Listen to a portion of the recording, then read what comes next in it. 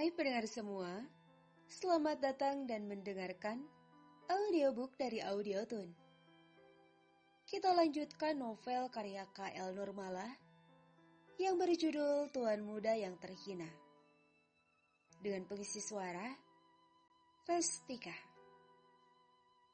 Dan inilah episode yang ke-80, Kania. Selamat mendengarkan. Di ruangannya, Adipura sedang termenung. Baru saja ia mendapat kabar jika perjanjian proyek itu sudah dibatalkan. Seharusnya Adipura merasa lega mendengar hal itu. Ia tak perlu lagi dihantui perasaan dilema. Dan memang hampir saja ia merasakannya. Sampai akhirnya Adipura mendengar bahwa Arjuna lah yang menyelesaikan masalah itu. Tak hanya itu, Natasha bahkan meminta bertemu di salah satu restoran ternama untuk makan siang bersama dengan Arjuna tentunya. Sial, mengapa lagi-lagi dia? Gumam Adipura. Kilasan ingatan akan sosok Tuan Muda Al-Fatih yang membantunya ketika perusahaan berada di ujung tanduk pengungkapan kasus Irwan, Joshua dan Inga. Berbanding terbalik dengan ingatannya akan sosok Arjuna menentunya. Perlakuan Adipura yang berbeda terhadap satu orang yang sama. Tentu saja hal itu membuat Adipura merasa bimbang untuk menerima ajakan makan siang. Harusnya saat ini, Adipura berbangga diri memiliki menantu seorang pewaris tunggal Al-Fatih Group. Sosok menantu idamannya telah ada di depan mata. Tapi kenyataannya, Adipura justru terlihat gelisah. Antara malu, gengsi dan perasaan takut direndahkan oleh sosok yang selama ini ia hina. Bukankah mengakui keberadaan Arjuna sama halnya dengan menjilat ludah sendiri? Dalam kebingungannya tiba-tiba ponsel Adipura berdering.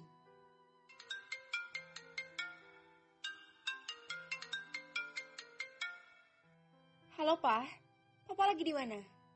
Tasya sama Arjuna baru sampai di restoran. Suara Natasha terdengar riang di ujung ponsel Adipura. Dan tentunya membuat Adipura merasa semakin gamang. Papa tidak bisa datang, Tasya. Sebelumnya, Papa sudah buat janji makan siang dengan teman. Sahut Adipura berdusta. Oh begitu. Oke deh, Papa makan yang banyak ya. Iya. Adipura pun mengakhiri panggilan tersebut. Untuk pertama kalinya, Adipura merasa dadanya berdebar kencang dan berusaha untuk tidak gugup saat berbicara dengan putrinya sendiri.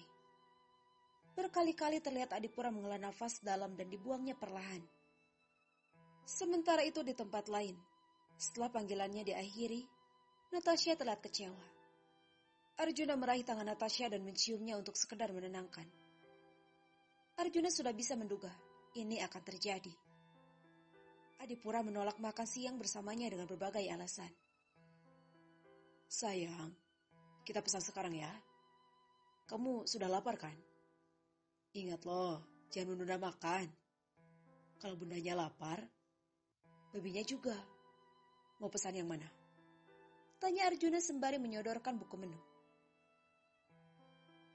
Papa gak bisa datang, ujar Natasha pelan. Ya gak apa-apa, bisa lain kali.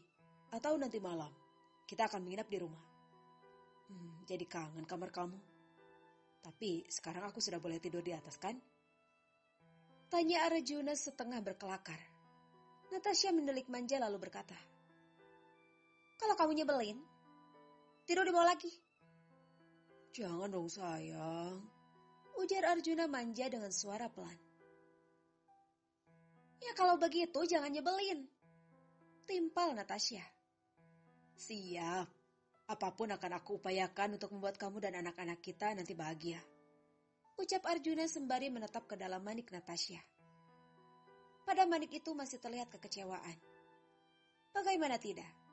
Natasha awalnya berencana memberitahukan tentang kehamilannya pada sang ayah.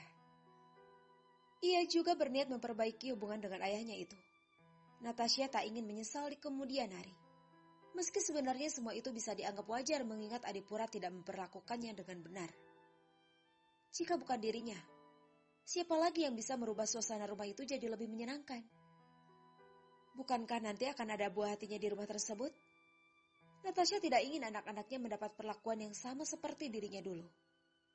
Natasha ingin anak-anaknya kelak mendapat kasih sayang dari kakek mereka. Di sebuah apartemen, Kania yang masih berbaring di tempat tidur dengan malasnya menggapai ponsel yang tergeletak di atas nakas. Belum sempat ia menyapa. Di ujung ponselnya suara seseorang sudah menodong Kania. Sekarang kamu di mana? Papa ada job buat kamu. Dia pria kaya yang bisa memberikan apapun yang kamu mau. Kania membuang nafasnya pelan, sembari menarik selimut untuk menutupi bagian dadanya yang tidak mengenakan apa-apa. Sekilas ujung matanya melirik malas pada pria yang terbaring di sampingnya. Kania menatap kosong pada langit-langit ruangan tersebut sebelum akhirnya bertanya datar. Berapa yang akan aku dapatkan? Kali ini kau sungguh akan menerimanya? Anak pintar. Bukankah lebih baik kau menurut padaku? Setidaknya kau akan mendapatkan 2 hal sekaligus. Uang dan kesenangan. Jangan khawatir, aku akan memberikan kau 80%. Itu karena kau adalah putriku. Kalau orang lain, pembanggiannya akan beda lagi. Baiklah, datang padaku jam 3 sore ini. Bapak tunggu sayang, ujarnya. Tanpa mengucap sepatah kata pun juga, Kania memutuskan panggilan telepon itu. Ekspresi wajah Kania terlihat kesal. Namun ujung matanya menitikkan air mata.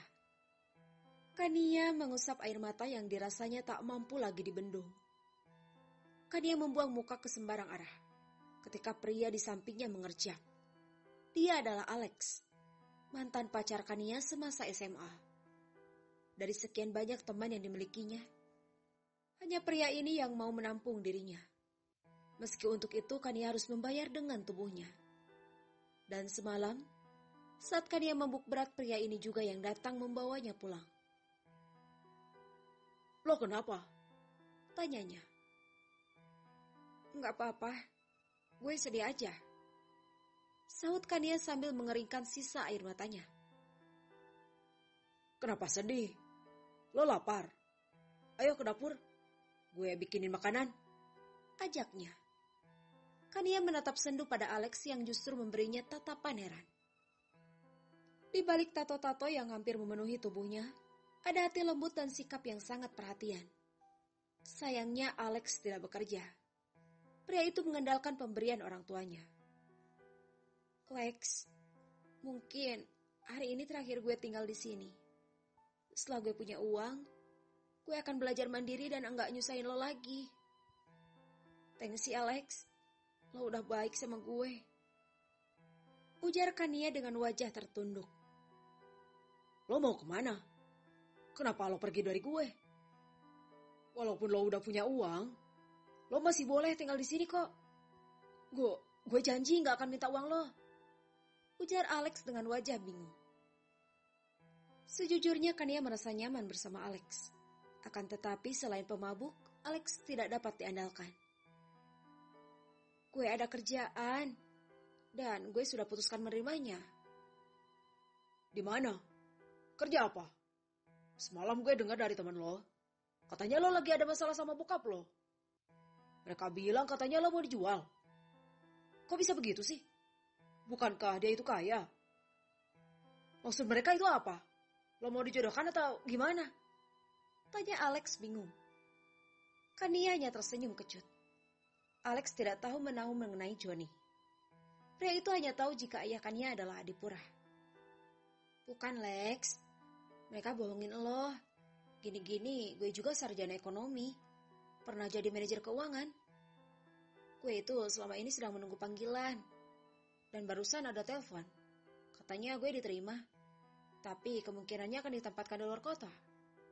Dusta Kania. Alex menundukkan kepala. Pria itu terlihat berat berpisah dengan Kania.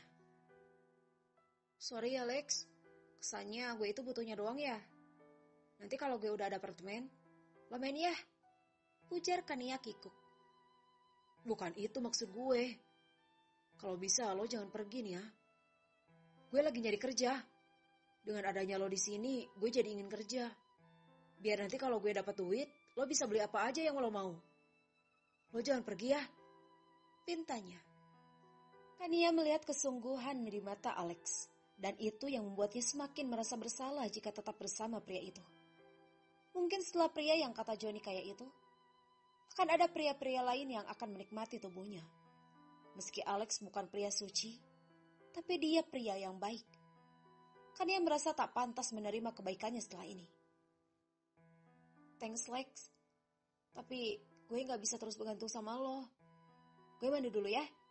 Kali ini gue yang traktir lo makan siang, oke? Kan ia mengambil ponselnya dan membuka aplikasi pesan antar. Nih, pilih aja. Tapi jangan yang terlalu mahal. Gue mau mandi dulu. Ujar Kania yang kemudian beranjak dari tempat tidur dan berlalu ke kamar mandi. Alex menatap kosong pilihan menu pada aplikasi itu. Kemudian ada sebuah notifikasi pesan masuk. Tanpa sengaja, Alex yang berniat menggesernya justru membuka pesan itu. Namanya Rohan Singh. Villa indah di Jalan XX Kota R. Dia mau stay booking. Nanti pasang harga per hari 15 juta aja. Dia kaya. Jadi pasti mau. Jangan sampai telat. Kening Alex berkerut membacanya. Berkali-kali ia menatap pintu kamar mandi dan layar ponsel itu secara bergantian. Lo bohongin gue. Gumamnya bermonolog. Kalau kamu mau dengar audiobook lebih banyak dan gratis, segera download Audiotune.